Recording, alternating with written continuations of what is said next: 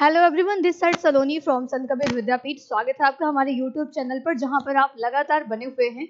और अगर हम बात करें पिछली कक्षाओं की, तो आपने यही समझा बहुत ही अच्छे से कि वायु राशियां होती क्या हैं, इनकी उत्पत्ति कैसी होती है और साथ ही साथ इनकी विशेषताएं क्या होती हैं। ये सारी बातें आप बहुत ही अच्छे से पिछली कक्षाओं में जान चुके हैं। और जैसा कि आप देख पा रहे होंगे, तो हम धीरे धीरे कुछ एक टॉपिक ही बचे हुए हैं अब हमारे सिलेबस के में, बल्कि हम अब बहुत सारी टॉपिक को कवर करा चुके हैं। और अगर आप पहली बार विजिट किए हमारे चैनल पर, तो मेरा रिक्वेस्ट है कि आप पूरी तरह से इस प्लेलिस्ट को देखिए, तो आपको समझ में आएगा कि आप बीए फर्स्ट सेमेस्टर के जो आपका पेपर है, उसको आप पूरी तरह से एक भी टॉपिक मिस नहीं रहेगा, बल्कि सभी का सभी टॉपिक आपको यहाँ पे कवर कराया गया है। आने वाली क्लासेस में हम आपको वाताग्र के बारे में पढ़ाएंगे, साथ ही साथ चक्रवात, प्रति चक्रवात, ये सारी बातें हम आपको बहुत ही डिटेल में समझाने वाले हैं। लेकिन हम अगर आज की क्लास की बात करें, तो जो हमारी वायु राशियां हैं, वो आपको पता है कि गर्म और ठंडी प्रकार की होती हैं, लेकिन इनको और भी बहुत से प्रकार में इसको बांटा गया है। और भी तरीके से हम इसको जानते हैं, समझते हैं। वो सारी बातें आज की क्लास में हम कवर करने वाले हैं। तो चलिए अपने इस क्लास को स्टार्ट करते हैं। तो जो हमारी वायु राशियां हैं, इनका वर्गीकरण जो है वो मुख्य रूप से दो भागों में किया गया है, भौगोलिक और ऊष्मागतिक या फिर यांत्रिक वर्गीकरण ये आप समझ पा रहे होंगे कि वायु राशियों को मुख्यतः दो भागों में बांटा गया है, भौगोलिक और ऊष्मागतिक या फिर यांत्रिक वर्गीकरण। लेकिन ये जो भौगोलिक है, इसको भी दो भागों में बांटा गया है। जो उष्ण कटिबंधीय वायु राशियां होती हैं, उनको अलग श्रेणी में रखा गया है, और जो ध्रुवीय वायु राशियां होती हैं, उनको अलग श्रेणी में रखा गया है। हालांकि पिछली कक्षाओं में आपने भूमध्य रेखीय वायु राशियां, ये सब चीजें समझी होंगी, लेकिन अभी हम उसको और डिटेल में समझने वाले हैं कि ये क्या क्या चीजें हैं। और अगर हम बात करें ये हमारे ऊष्मागतिक या फिर यांत्रिक वर्गीकरण को, तो इसमें ये जो वायु राशियां हैं, इनके गर्माहट या फिर इनके शीत होने के आधार पर इनको विभाजित किया गया है। इनको हम और भागों में विभाजित करेंगे। ये जो हमारे उष्ण कटिबंधी हैं, इनको भी हम आगे और विभाजित करेंगे। साथ ही साथ जो हमारे ध्रुवीय हैं, इनको भी हम और भागों में विभाजित करेंगे। इसके साथ ही जो गर्म है और ठंडी है, इनको भी हम और भागों में विभाजित करने वाले हैं, जो अभी आपको क्लास खत्म होते होते आपको समझ में आ जाएगा कि हम किस प्रकार से इसको विभाजित किए हुए हैं। अब चलिए हम बात करते हैं जो हमारी उष्ण कटिबंधीय वायु राशियां हैं, जो कि हमारे भौगोलिक वायु राशियों का एक पार्ट है उष्ण कटिबंधी। उसको हम अब समझने जा रहे हैं कि ये कितने प्रकार का है। ठीक है, उष्ण कटिबंधीय वायु राशि, जैसे जो हमारा उष्ण कटिबंधीय क्षेत्र होता है, इसको हम ट्रॉपिकल बोलते हैं। क्या बोलते हैं? उसको हम ट्रॉपिकल बोलते हैं। और उस एरिया की जो वायु राशियां हैं, यानी कि वायु राशि को हम इंग्लिश में एयर मास बोलते हैं, तो इंग्लिश में हम इसको कह सकते हैं ट्रॉपिकल एयर मास। और क्योंकि ये वायु राशियों का जो हम वर्गीकरण कर रहे हैं, ये बहुत ही डिटेल में होने वाला है, बहुत सारी वायु राशियों के नाम हमको याद करने पड़ेंगे, तो इसको हमने शॉर्ट में करके रखा है। खैर हमने नहीं, पहले से भूगोलवेत्ताओं ने इसको बांटा हुआ है कई भागों में। ज्यादातर मात्रा में हम कह सकते हैं टिवारथा, जो हमारे प्रसिद्ध एक भूगोलवेत्ता है, टिवारथा इन्होंने ही इसको विभाजित किया हुआ है। ठीक है, टिवारथा महोदय ने ही इसको विभाजित किया हुआ है। तो हम उष्ण कटिबंधी वायु राशि को किस नाम से हम इसको परिभाषित करते हैं, उसको हम लिखते हैं टी। शॉर्ट में हम उसको लिखते हैं टी। अब अगर हम बात करें, तो इसकी उत्पत्ति उष्ण कटिबंधी भागों में होती है। भूमध्य रेखीय वायु राशि भी इसी वर्ग में आते हैं। उष्ण कटिबंधी वायु राशियों को पुनः दो भागों में विभाजित किया गया है। क्या? जो हमारी ये उष्ण कटिबंधी वायु राशि है, इसको भी हम दो भागों में विभाजित किए हुए हैं, एक महाद्वीपीय उष्ण कटिबंधी वायु राशि और एक महासागरीय उष्ण कटिबंधी वायु राशि। तो आइए जानते हैं कि महाद्वीपीय उष्ण कटिबंधी वायु राशि क्या होती है। इसको हम इंग्लिश में बोलते हैं कॉन्टिनेंटल ट्रॉपिकल एयर मास। तो हम इसको शॉर्टकट में क्या लिखते हैं? सीटी लिखते हैं। सीटी आपको यहाँ पे दिख रहा होगा, इसको हम शॉर्टकट में सीटी में लिखते हैं। यह वायु राशि दोनों गोलार्धों में 20 से 30 डिग्री, आप ये बात बहुत ही अच्छे से अपने दिमाग में बैठा के रखिए कि महाद्वीपीय उष्ण कटिबंधी वायु राशि जो होती है, वो हमारे गोलार्ध में, दोनों गोलार्ध में 20 डिग्री से 30 डिग्री अक्षांश के बीच में महाद्वीपीय भागों में स्थित गर्म मरुस्थल के उपोष्ण उच्च वायुदाब क्षेत्र के ऊपर उत्पन्न होती है। कहाँ पे उत्पन्न होती है ये हमारे 20 डिग्री से 30 डिग्री दोनों गोलार्धों के अक्षांशों के बीच में महाद्वीपीय भागों में जो गर्म मरुस्थल होते हैं उनके उपोष्ण उच्च वायुदाब क्षेत्रों के ऊपर ही ये उत्पन्न होते हैं। इनकी उत्पत्ति होती है किसकी? महाद्वीपीय उष्णकटिबंधीय वायु राशियों की।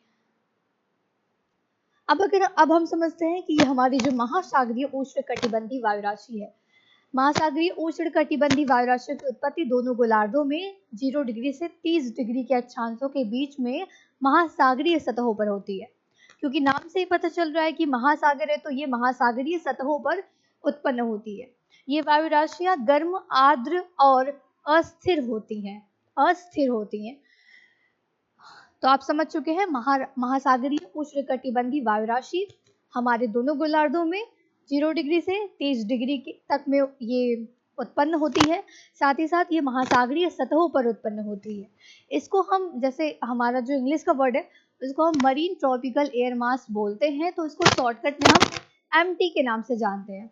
किस नाम से जानते हैं? एमटी के नाम से जानते हैं महासागरीय उष्णकटिबंधीय वायु राशि को।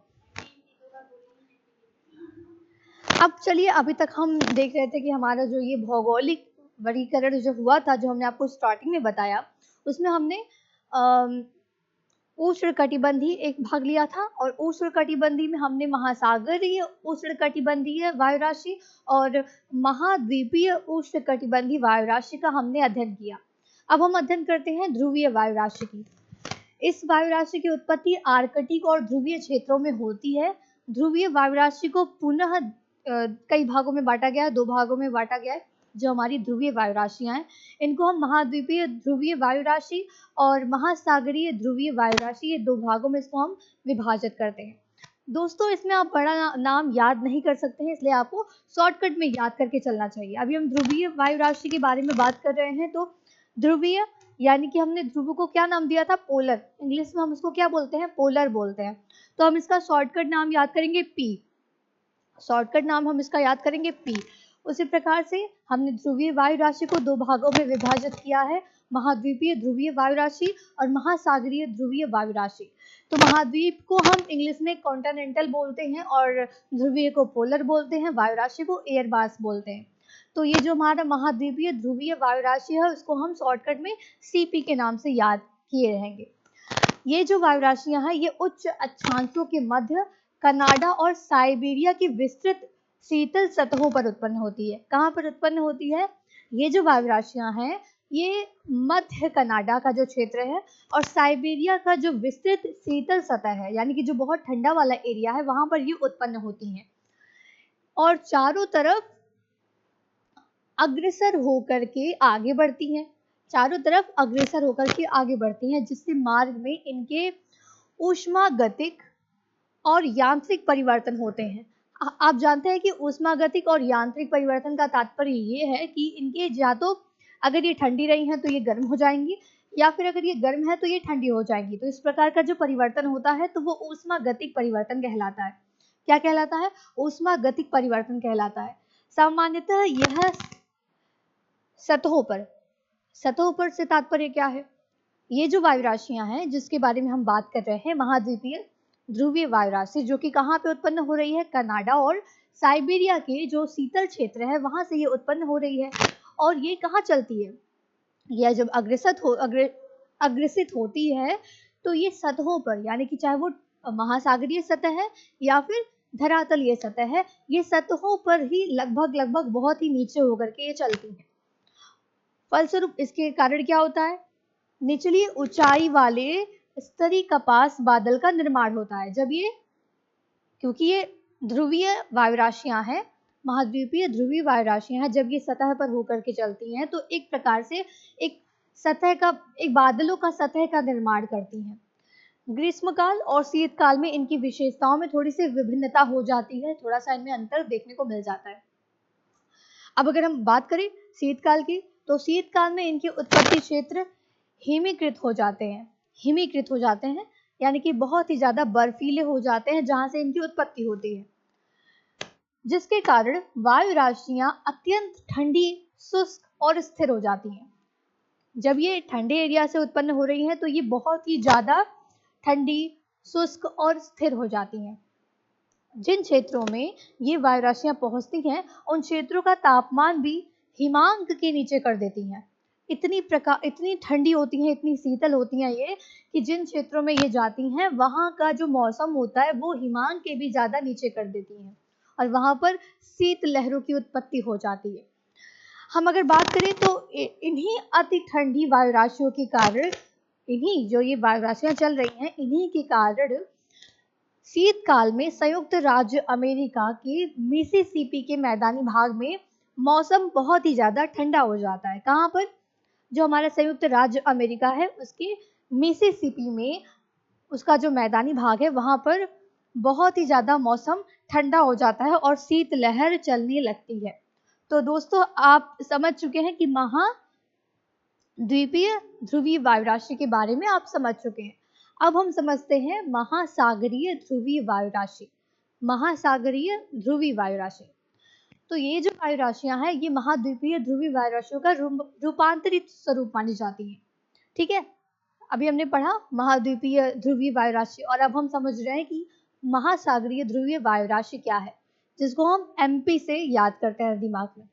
तो ये जो वायु राशियां हैं वो महाद्वीपीय ध्रुवीय वायु राशियों का रूपांतरित स्वरूप है। महाद्वीपीय ध्रुवीय वायु राशियों का रूपांतरित स्वरूप है। वास्तव में क्या होता है कि जब महाद्वीपीय ध्रुवीय वायु राशियां अपने उत्पत्ति क्षेत्र से निकल करके महासागरीय सतह के ऊपर पहुंचती हैं, है ना, क्योंकि मैंने आपको पिछली कक्षाओं में भी बताया था कि ये क्या कारण होता है। अभी आपको समझ में आएगा तो थोड़ा सा कि जब महाद्वीपीय ध्रुवीय वायु राशियां अपने उत्पत्ति क्षेत्र से निकल करके महासागरीय सतह के ऊपर पहुंचती हैं तो उनका निचला भाग अपेक्षाकृत गर्म सागरीय सतह के संपर्क में आने से गर्म होने लगता है। परिणाम स्वरूप महासागरीय ध्रुवीय वायु राशियों की उत्पत्ति होती है। क्या होती है? महासागरीय ध्रुवीय वायु राशियों की उत्पत्ति होती है। आपको थोड़ा सा ये कॉन्सेप्ट थोड़ा सा दिमाग में अगर आपने पिछली क्लास नहीं अटेंड की है कि वायु राशि होती क्या है तो आपको नहीं समझ में आ रहा होगा, क्योंकि हमने वायु राशि होती क्या है इसके इंट्रोडक्शन में ही आपको बताया था कि जो सरफेस होता है, जो सतह होता है, उसी के तापमान को, उसी की वायुमंडलीय दशाओं को ही एब्जॉर्ब करके वायु राशि या एयर मास जिसको हम कहते हैं वो बनता है। कहने का तात्पर्य ये है कि जो नीचे का सरफेस होता है उसी से हमारा ऊपर का एयर मास जनरेट होता है। तो जब ये हमारी जो महाद्वीपीय ध्रुवीय वायु राशियां हैं ये जब अपने उत्पत्ति क्षेत्र से निकल करके आगे बढ़ती हैं और महासागर की सतह के ऊपर पहुंचती हैं तो उनका जो निचला भाग है, यानी कि जो मान लो एयर मास है, एयर मास का जो निचला भाग है, नीचे का एरिया समुद्र है, महासागर है, तो जो नीचे का क्षेत्र है, नीचे का जो भाग है वो अपेक्षाकृत गर्म हो जाता है। नहीं, गर्म तब होता है जब वो गर्म महासागरीय सतह के संपर्क में आती है। जब वो गर्म महासागरीय सतह के संपर्क में आती हैं तो उनका जो निचला भाग होता है, एयर मास का जो निचला भाग होता है वो गर्म होने लगता है। और इसके बाद क्या होता है कि महासागरीय ध्रुवीय वायु राशियों की उत्पत्ति हो जाती है।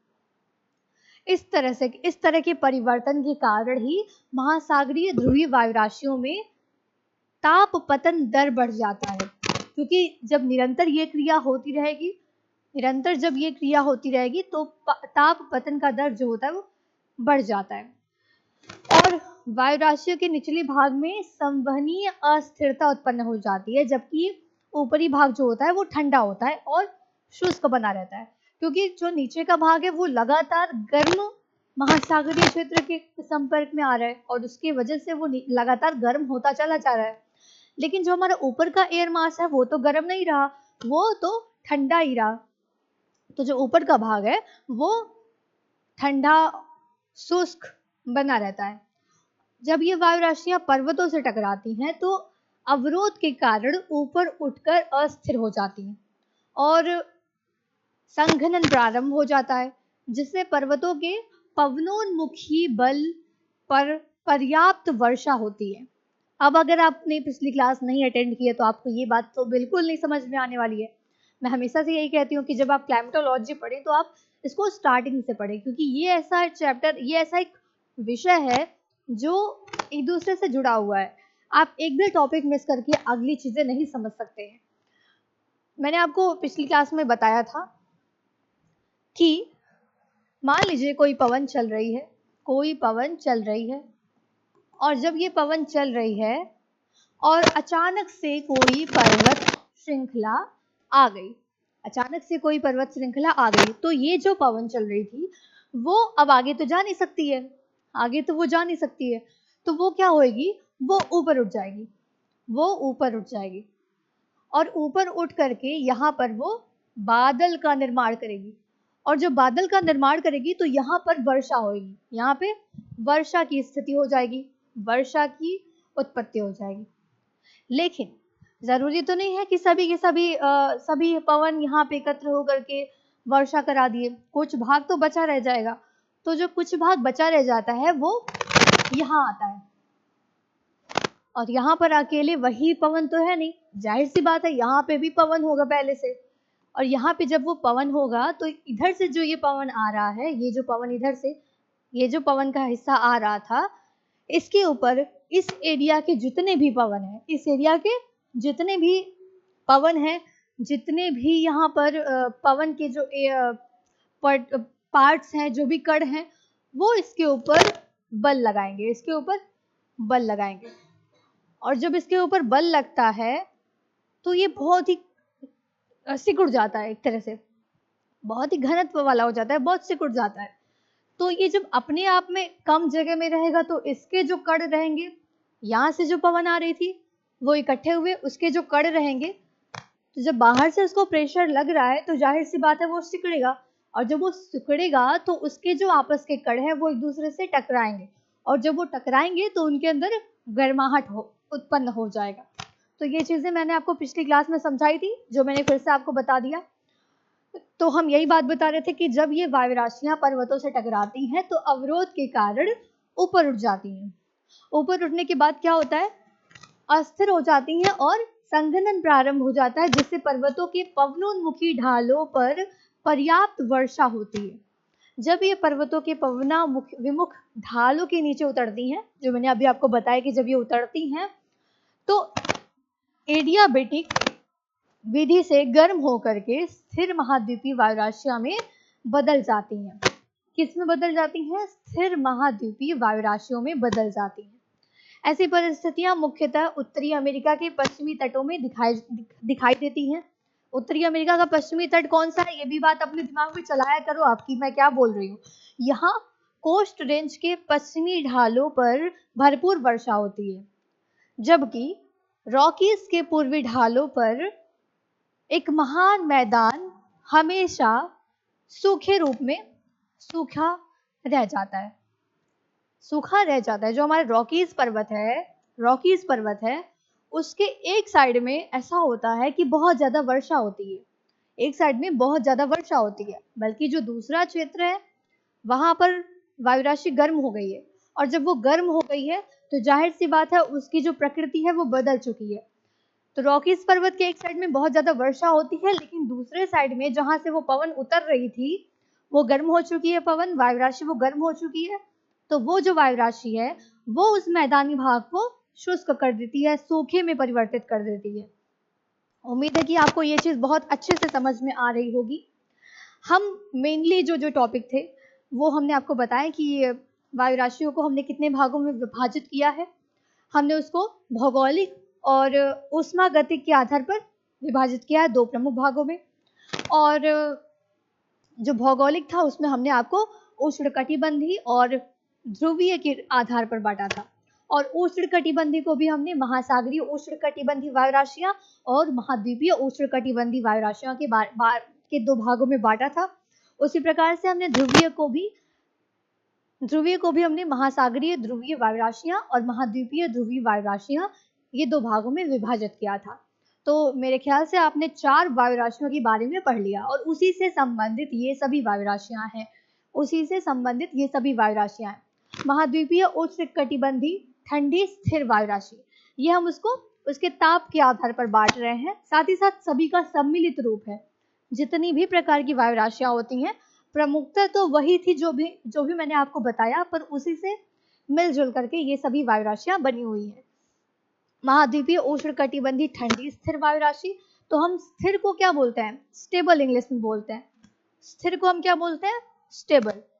और महाद्वीप को हम कॉन्टिनेंटल बोलते हैं, तो उसको हम सी से रखेंगे। और जो हमारा उष्णकटिबंधीय है उसको हम ट्रॉपिकल के नाम से जानते हैं, तो हम उसको टी के नाम से विभाजित करेंगे। और जो ठंडा होता है उसको हम के के नाम से परिभाषित करते हैं, और जो गर्म रहता है उसको हम डब्ल्यू के नाम से व्यक्त करते हैं। तो उसी प्रकार से ठंडी और स्थिर को मैंने बताया आपको कि स्टेबल, और जो स्थिर नहीं होता है उसको हम यू से परिभाषित करते हैं, यानी कि अनस्टेबल, उसको हम यू से परिभाषित करते हैं। तो शॉर्टकट में इसका नाम क्या हो जाएगा? महाद्वीपीय उष्णकटिबंधीय ठंडी स्थिर वायु राशि को हम CTKS के नाम से जानते हैं। उसी प्रकार से महाद्वीपीय उष्णकटिबंधीय ठंडी अस्थिर वायु राशि को हम CTKU के नाम से जानते हैं। अब आइए समझते हैं, ये दो तो एक प्रकार से था, इसमें क्या परिवर्तित हुआ था? बस एक स्थिर वायु राशि थी और दूसरी अस्थिर वायु राशि थी। अब ये जो दोनों है, महाद्वीपीय उष्णकटिबंधीय गर्म स्थिर वायु राशि, महाद्वीपीय उष्णकटिबंधीय गर्म स्थिर वायु राशि, महाद्वीपीय उष्णकटिबंधीय गर्म अस्थिर वायु राशि। तो मैंने आपको सभी का ये बता दिया है कि किसको शॉर्टकट में क्या नाम से बोलते हैं, चाहे वो महाद्वीपीय हो या उष्णकटिबंधीय हो या गर्म हो या स्थिर हो या फिर वायु राशि हो, ये सभी को मैंने आपको शॉर्टकट में बता दिया है कि कैसे कैसे इसको हम लिखते हैं। तो जो महाद्वीपीय उष्णकटिबंधीय गर्म स्थिर वायु राशि है उसको हम CTWS के नाम से याद रखते हैं। अब आपके दिमाग में ये चल रहा होगा कि मैम ऐसा क्यों, आप शॉर्टकट में क्यों नाम याद करा रही है? इतने बड़े बड़े में भी तो नाम याद कर सकते हैं ना। लेकिन प्रॉब्लम यह है कि बहुत सारे एग्जाम में शॉर्टकट में नाम लिख करके आ जाता है कि ये किस प्रकार की वायु राशि है, इसको एक्सप्लेन करें। तो मान लो आपसे अगर पूछ दिया कि CTWS किस प्रकार की वायु राशि है, तो आपको अगर नहीं पता रहेगा तो आप तो गए भैया काम से। तो आपको ये ध्यान में रखना है कि सी का मतलब कॉन्टिनेंटल यानी कि महाद्वीप है, टी का मतलब ट्रॉपिकल यानी कि उष्णकटिबंधीय है, डब्ल्यू का मतलब वार्म यानी कि गर्म है, और एस का मतलब स्टेबल यानी कि स्थिर। इस प्रकार से आप याद कर सकते हैं। और महाद्वीपीय उष्णकटिबंधीय गर्म अस्थिर वायु राशि, महासागरीय, अभी तक हम महाद्वीप के बारे में पढ़ रहे थे, अब हम बोल रहे हैं महासागरीय उष्णकटिबंधीय ठंडी स्थिर वायु राशि, महासागरीय उष्णकटिबंधीय ठंडी अस्थिर वायु राशि, महासागरीय उष्णकटिबंधीय गर्म स्थिर वायु राशि। जो हमारा महासागर है उसको हम मरीन के नाम से जानते हैं, तो उसको हम एम से परिभाषित करते हैं, एम से उसको हम व्यक्त करते हैं। उसी प्रकार से ये सभी चीजें हैं, महासागरीय उष्णकटिबंधीय गर्म अस्थिर वायु राशि, महाद्वीपीय ध्रुवीय ठंडी स्थिर वायु राशि, महाद्वीपीय ध्रुवीय ठंडी अस्थिर वायु राशि, महाद्वीपीय ध्रुवीय गर्म स्थिर वायु राशि, महाद्वीपीय ध्रुवीय गर्म अस्थिर वायु राशि, ये सभी हैं। आप वीडियो को पॉज करके इसको लिख भी सकते हैं। इसके साथ चार और है, महासागरीय ध्रुवीय ठंडी स्थिर वायु राशि जिसको हम MPKS के रूप से परिभाषित करते हैं, महासागरीय ध्रुवीय ठंडी अस्थिर वायु राशि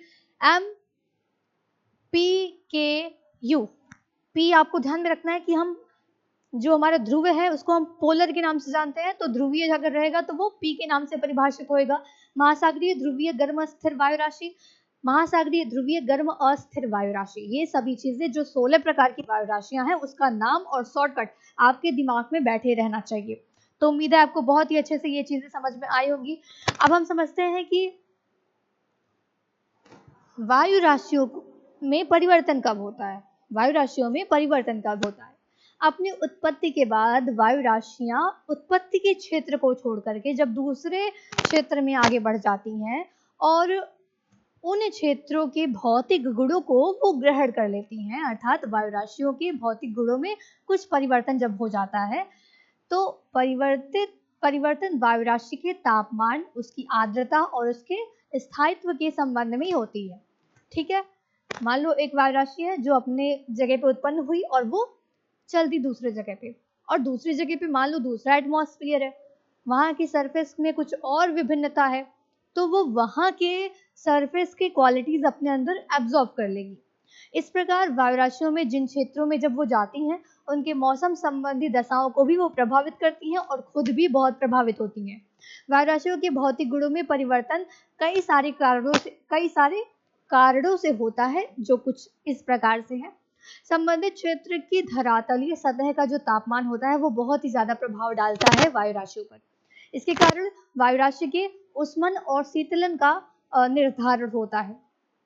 यदि धरातलीय सतह का तापमान वायु राशि के तापमान से अधिक है, ये बात दिमाग में रखो, यदि धरातलीय सतह का तापमान वायु राशि के तापमान से अधिक है, यानी कि जो सरफेस है, जो सतह है, वो ज्यादा गर्म है वायु राशि से, तो वायु राशि का ऊष्मन होना, और यदि सतह का तापमान वायु राशि के तापमान से कम है, यदि सतह का तापमान यानी कि सतह का तापमान वायु राशि के तापमान से कम है, तो वायु राशि का शीतलन होगा। तो वो सरफेस के पूरे गुणों को हमारी वायु राशि जो है वो एब्जॉर्ब कर लेती है। धरातलीय सतह के ऊष्मन और शीतलन की मात्रा के कारण भी वायु राशियों में परिवर्तन होता है। वो किस प्रकार से होता है? जब हमारा ये सूर्याताप, आप पढ़ चुके हैं सूर्याताप होता क्या है, इसलिए मैं कहती हूँ कि पिछले क्लासेस भी किया करो, और क्लाइमेटोलॉजी ऐसा ही विषय है जो सभी एक दूसरे से मिलते हुए हैं। तो यहाँ पे भी सूर्याताप आ गया। अगर आपको सूर्याताप नहीं पता है तो आपके दिमाग में गूंज रहा होगा कि ये क्या चीज़ है, तो मेरा रिक्वेस्ट है कि यही वीडियो पॉज करो और पहले जाकर के वो सारी बातें समझ जाओ। तो सूर्यताप के द्वारा धरातलीय सतह की ऊष्मन की मात्रा और पार्थिव विकिरण भी आपको नहीं समझ में आएगा अगर आपने पहले का क्लास नहीं अटेंड किया है। पार्थिव विकिरण द्वारा धरातलीय सतह के शीतलन की मात्रा भी वायु राशियों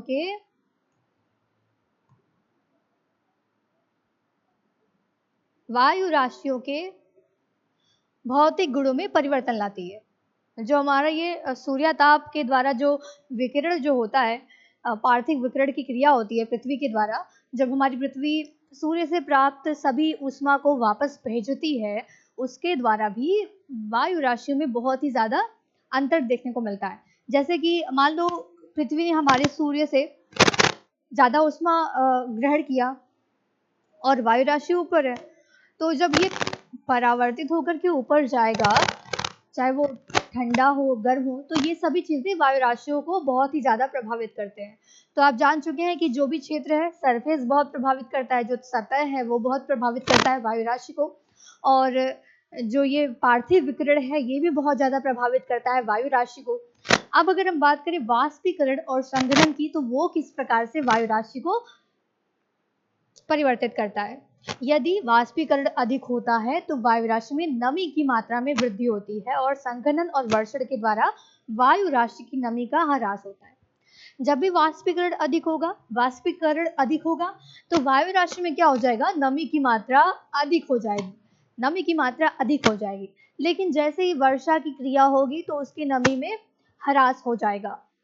तो उम्मीद है कि आपको ये भी बातें बहुत ही अच्छे से समझ में आ गई होंगी कि वायु राशियों का वर्गीकरण क्या है, वायु राशियों को कितने भागों में बांटा गया है, साथ ही साथ वायु राशियों को कौन कौन सी चीजें प्रभावित करती हैं, ये सारी बातें आप बहुत ही अच्छे से समझ चुके हैं।